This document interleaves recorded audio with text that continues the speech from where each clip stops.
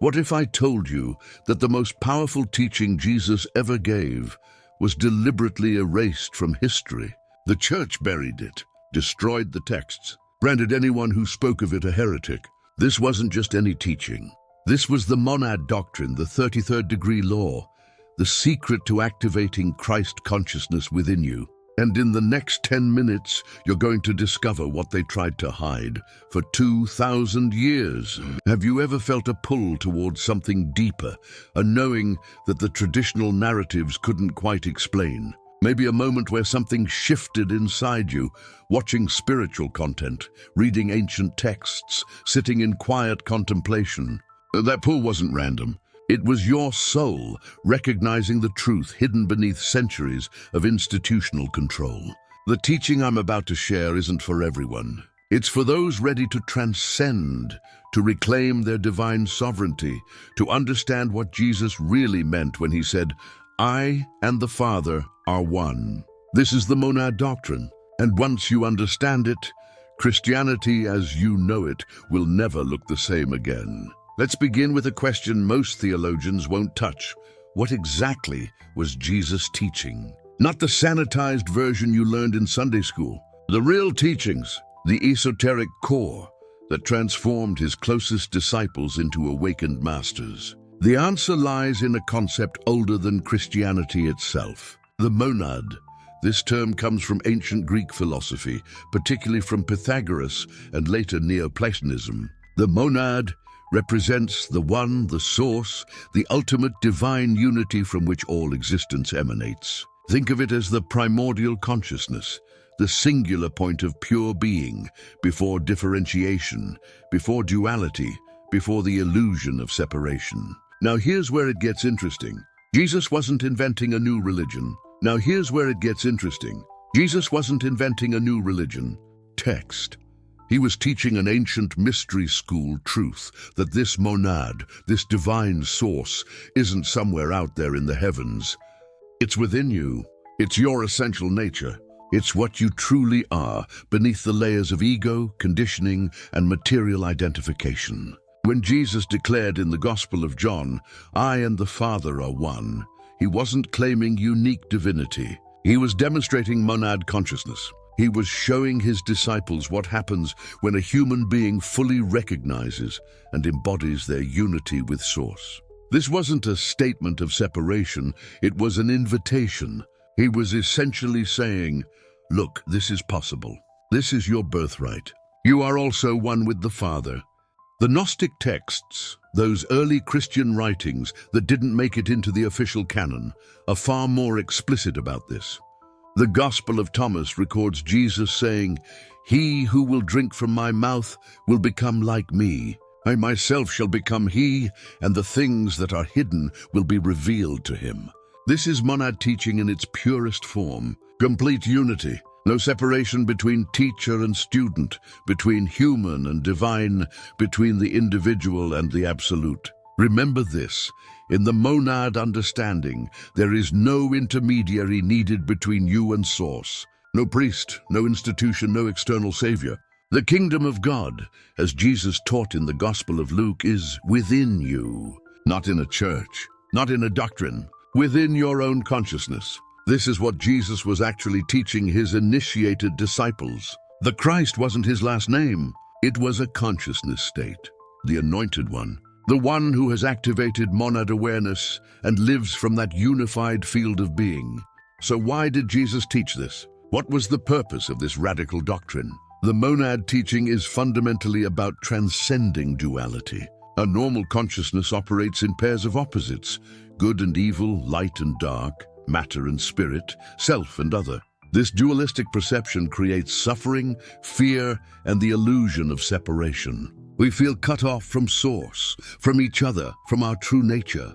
Jesus' Monad Doctrine offered a way out of this trap. When you recognize that all manifestation arises from the One, when you experience yourself as an expression of that singular divine consciousness, duality collapses. You see through the illusion. You realize that what you thought was separate was always unified. What you feared was other was always self.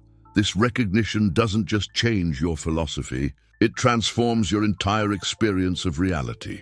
You begin accessing what the mystics call Christ consciousness, Buddha nature, cosmic consciousness. Different names for the same realization. You are not a separate fragment struggling for survival in a hostile universe. You are the universe experiencing itself through this particular aperture of awareness. And here's the practical implication that the church couldn't tolerate. When you activate monad consciousness, you gain direct access to source. You don't need a religious hierarchy telling you how to connect with God. You don't need salvation from an external figure. You simply need to remember what you've always been. Jesus was teaching spiritual mastery, not religious obedience. He was activating consciousness, not founding an institution. The distinction is crucial. Now we reach the most important point. If this teaching was so central, so transformative, so clearly present in the early texts, why don't we hear about it today? What happened to the Monad Doctrine? The answer is both simple and disturbing. The church systematically erased it. Let me be clear about what I mean. In the first 3 centuries after Jesus, there were dozens of Christian communities, each with their own texts, their own interpretations, their own practices. Many of these communities preserved the esoteric, mystical core of Jesus' teachings. They understood the Monad Doctrine. They practiced techniques for consciousness elevation. They saw Jesus as a spiritual master, showing them the way to their own awakening. But in 325 CE, everything changed. The Council of Nicaea, Emperor Constantine convened bishops from across the Roman Empire to create one unified Christian doctrine. One church, one interpretation, one acceptable narrative. And what they chose to emphasize was radically different from the monad teaching. Instead of Jesus as exemplar of human divine potential, he became the unique Son of God. Instead of salvation through direct consciousness activation, salvation came through belief and obedience to church authority. Instead of the kingdom within, the church positioned itself as the gateway to heaven. Do you see what happened? The Monad Doctrine, which eliminated the need for intermediaries, was replaced by a power structure that made the church absolutely essential. If everyone can access source directly, what do you need priests for? If Christ consciousness is available to all who do the inner work, why would you need an institution controlling that access? The institutional control threat was existential. The monad teaching didn't just challenge church doctrine. It threatened to collapse the entire hierarchical system. If all are one with source, if everyone contains the divine spark, if awakening is available through inner transformation rather than external authority, then the power structure crumbles. So they did what power structures always do when threatened. They suppressed the alternative. They declared certain texts heretical. They buried the Gnostic Gospels. They burned libraries. They persecuted mystics. They branded anyone teaching direct divine access as a dangerous heretic. The Cathars in medieval France taught a form of monad consciousness. The church launched a crusade against them, killing hundreds of thousands. The Gnostics preserved the esoteric teachings. Their texts were systematically destroyed, only rediscovered in 1945 at Nag Hammadi, hidden in a jar for over 1,500 years. This wasn't accidental. This was deliberate erasure. The church understood exactly what it was doing. They were choosing institutional power over spiritual liberation. They were replacing Jesus, the awakened master, with Jesus, the exclusive savior. They were trading the monad doctrine for a control mechanism. And what was lost? Everything that made early Christianity a genuine path of transformation. The understanding of Jesus as teacher rather than object of worship.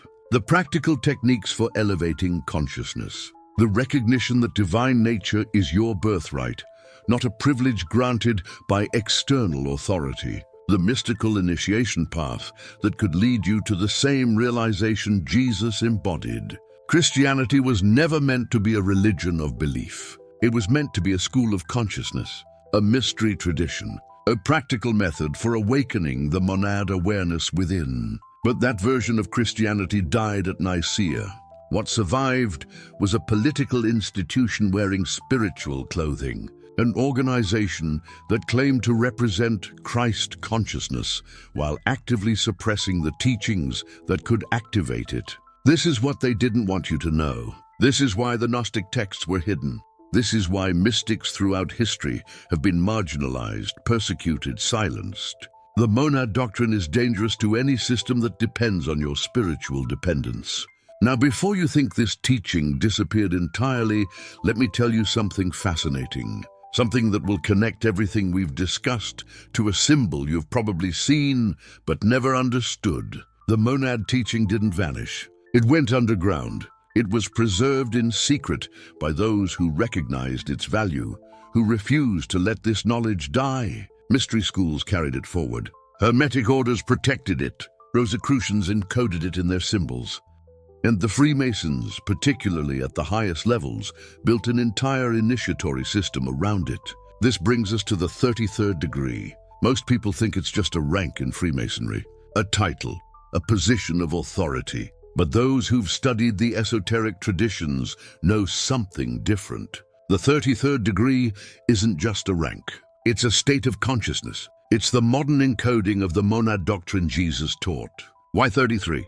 This isn't arbitrary. Jesus lived 33 years before his crucifixion and resurrection. Your spine contains 33 vertebrae, the channel through which spiritual energy rises. In sacred numerology, 33 is a master number representing the Christ consciousness, the awakened state, the activation of divine potential within human form. The 33rd degree represents the pinnacle, the completion, the full activation of what the mystery schools have always called the inner temple.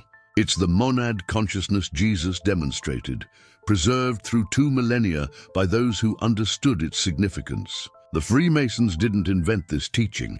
They preserved it. They encoded the Monad Doctrine into their degrees, their rituals, their symbols, protecting it from the institutional forces that tried to erase it. The 33rd degree is their way of saying the Christ consciousness is still available. The path to monad awareness still exists. You can still activate what Jesus activated. And here's what most people don't realize. The 33rd degree isn't something you're given. It's something you become. It's not about joining an organization or receiving a title. It's about transforming your consciousness, activating the dormant divine potential encoded in your very structure, rising through the 33 vertebrae of spiritual ascent until you reach the crown, the point of unity, the recognition of your monad nature. This is the bridge. This is how the ancient teaching survived. Jesus taught it openly. The church buried it. The mystery schools preserved it. And now, in this moment, it's returning, not as dogma, not as belief, as direct transmission, as practical activation. The 33rd degree isn't just a Masonic symbol, it's a consciousness state.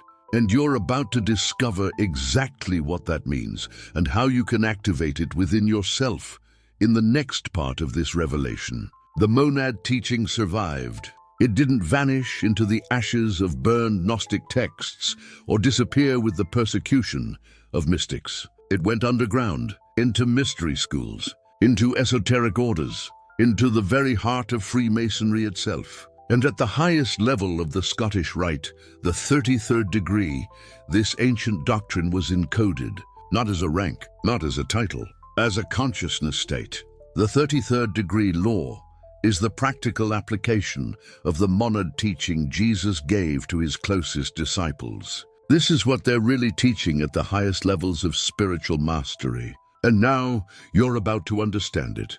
So what does the 33rd degree law actually mean? Let's break down the esoteric interpretation, because every element of this teaching is layered with symbolic power. First, the number 33 itself. This is not arbitrary. In sacred numerology, 33 represents the completion of divine human potential. It's the master number of the master teacher. Jesus lived 33 years. Your spine has 33 vertebrae.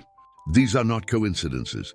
They are encoded messages pointing to the same truth. The pathway to monad consciousness runs through the body, through energy, through the spine as a sacred conduit for divine light. In Kundalini traditions, spiritual awakening is described as energy rising from the base of the spine to the crown. Serpent power ascending through 33 vertebrae, activating each energy center until consciousness merges with Source. Christianity called this the ascent of Christ consciousness. Same path, same activation, different language. The 33rd degree represents the moment when that energy completes its journey. When the individual self dissolves into the one. When you recognize, not intellectually but experientially, that you are the monad. This is the consciousness Jesus embodied when he said, "I and the Father are one." Not blasphemy, not ego. Pure monad realization. And he taught that this same state is accessible to every soul ready to transcend separation. Now here's where it gets deeply practical. The 33rd degree law operates through a three-part structure. And when you understand this framework, you hold the key to activation. Remember this. These three stages are not theoretical. They are lived experiences. Stage 1, recognition. You must first acknowledge the monad within yourself. Not as a belief, as a knowing, as a recognition that beneath every thought, every emotion, every fleeting identity, there is a divine spark, a fragment of the one. You are not separate from Source. You never have been. Separation is the illusion. Unity is the truth. Recognition is the moment you stop seeking God outside yourself and turn inward to the infinite presence that has always been there. This is the first activation. Stage 2, alignment. Once you recognize the monad within, you must harmonize your thoughts, your actions, your energy with Source unity. This means transcending the ego's constant drive to divide, to separate, to create me versus them. Alignment is the practice of seeing through the illusion of duality, good and evil, light and dark, self and other. These are conceptual constructs. The monad sees only one. When your consciousness aligns with this truth, your life begins to reflect it. Synchronicities increase. Guidance becomes clearer. You move through the world not as a separated fragment, but as a conscious expression of the whole. Stage 3, activation. This is the ultimate breakthrough. The moment when you don't just know the monad intellectually, you experience it directly. Ego dissolves. Time collapses. The boundary between self and universe disappears. You become the living embodiment of oneness. This is what mystics throughout history have described as enlightenment, unity consciousness, cosmic awareness. This is the 33rd degree state, and it's not reserved for saints or initiates locked away in temples. It's your birthright. Jesus taught this because he wanted you to remember what you truly are. So how do you work with the 33rd degree law in your own practice? Let me give you 3 techniques you can begin using today. First, meditation for monad recognition. Set aside time each day to sit in stillness and turn your awareness inward. Not to think about the divine, but to rest in it. Ask yourself, who am I beneath every label, every role, every identity? Keep stripping away the layers. Name profession, beliefs, preferences. Go deeper. What remains when everything external is removed? That presence, that awareness, that stillness. That is the monad within you. Spend time resting in that recognition. Let it become more familiar than the noise of the ego. Second, awareness practice for transcending duality. Throughout your day, notice when your mind creates separation. When you judge someone as good or bad. When you label an experience as positive or negative. When you feel separate from nature, from others, from life itself. In those moments, pause, breathe, and remind yourself this is the illusion. The truth is oneness. I am not separate from what I perceive. With practice, this awareness becomes automatic. You begin to see through the veil of separation and recognize the monad expressing itself in infinite forms. Third, energy work with the 33 vertebrae. Visualize divine light entering through the crown of your head and descending down your spine. Feel it moving through each of the 33 vertebrae, activating, awakening, illuminating. Then reverse the flow. Visualize energy rising from the base of your spine, moving upward through each vertebra until it reaches the crown and explodes into infinite light. This is the pathway of Christ consciousness, the ascent of Kundalini, the activation of the 33rd degree state. Practice this visualization daily, and you're working directly with the encoded teaching Jesus passed to his inner circle. Now, how do you know when this law is activating in your life?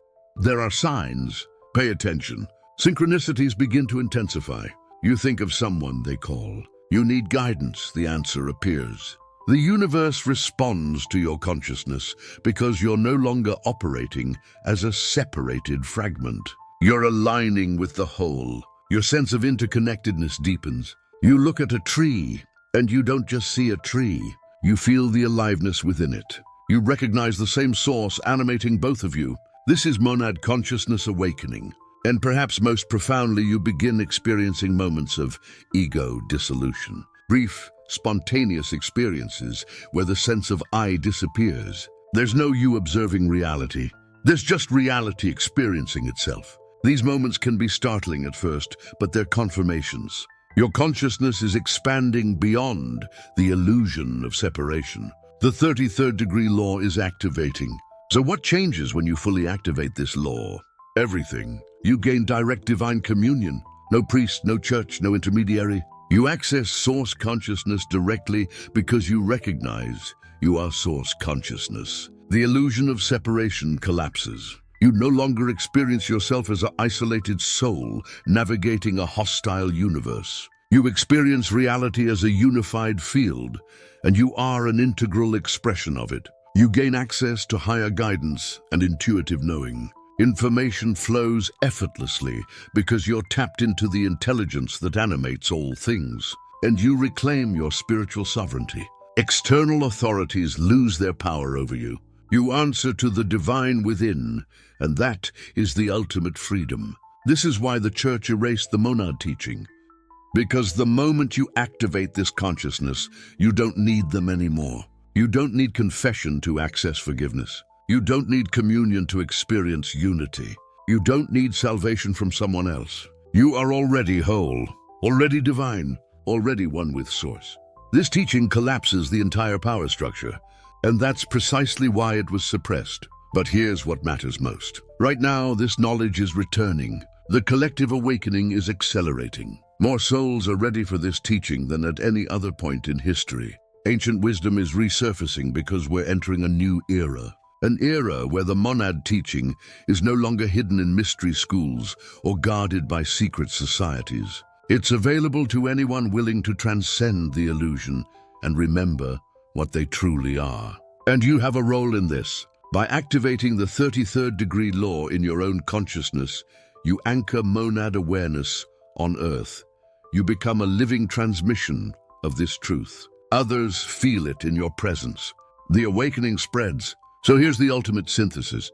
The 33rd degree law is Jesus's monad teaching preserved in code. What he taught to his inner circle, what the church tried to erase, what mystery schools protected for centuries. It all points to the same truth. You are the monad, you are one with Source. And the moment you recognize, align, and activate this consciousness, you step into the divine human potential the 33rd degree represents. You now possess knowledge the church tried to erase. You hold the key to spiritual sovereignty, direct divine access, and consciousness mastery. The only question is, what will you do with it? Begin your monad activation practice today. Use the 3 techniques I shared. Meditate for recognition. Practice transcending duality. Visualize the divine light rising through your 33 vertebrae. Watch for the signs. Notice the synchronicities. Feel the interconnectedness deepening. And when you experience those moments of ego dissolution, don't resist them. Lean in. That's the 33rd degree state revealing itself. Join the community of awakened seekers walking this path. Subscribe to this channel so you continue receiving the hidden teachings the institutions don't want you to know. Comment below and share your activation experiences. Have you felt the monad consciousness stirring? Have you experienced synchronicities or ego dissolution? Let's build this awakening together and share this knowledge with those in your life who are ready to receive it. Not everyone will understand, but for those on the verge of remembering who they truly are, this teaching could be the catalyst. This is what they didn't want you to know. The truth Jesus taught, the doctrine the church erased, the consciousness encoded in the 33rd degree. And now you do. The monad is not out there. It's within you. It always has been. The only thing standing between you and full activation is the willingness to recognize it. So recognize it, align with it, activate it, and step into the spiritual mastery you were always meant to embody. The journey begins now,